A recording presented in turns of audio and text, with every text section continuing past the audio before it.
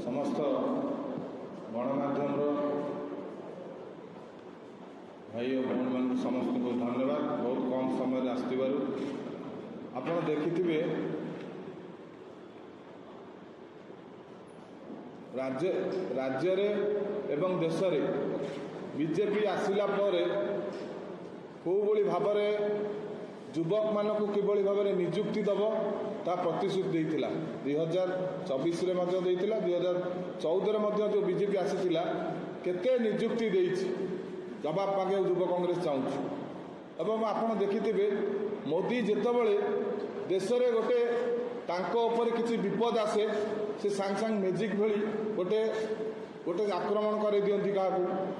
एवं देखिथिबे आपण बालाकोट रे आक्रमण जो होइथिला ताहार एपर्यंत केमिति होइथिला किए करिथिला ताहा एपर्यंत निजास बाहरिला नै। अब देखिथिबे विमुद्रीकरण मध्य आनिथिले ताहा मध्य एपर्यंत प्रतिफलित होला किंतु ताहा सफल होई पाला नै मोदीकर। आपण देखिथिबे एबे देश रे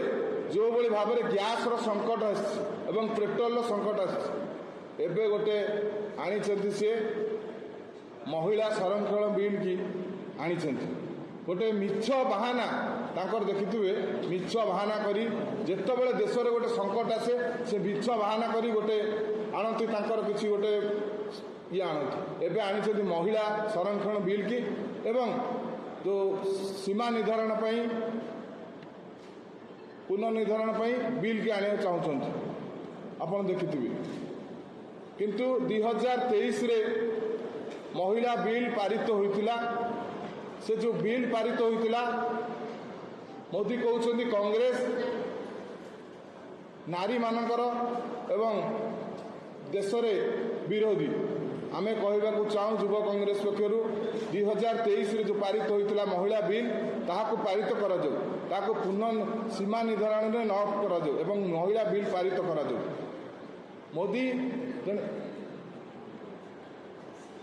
माने मैजिशियन भली एबे तांकर जो भली भाव जो करूथिले तांकर एबे सब धरा पड़ जाउची आपण देखि परथिबे।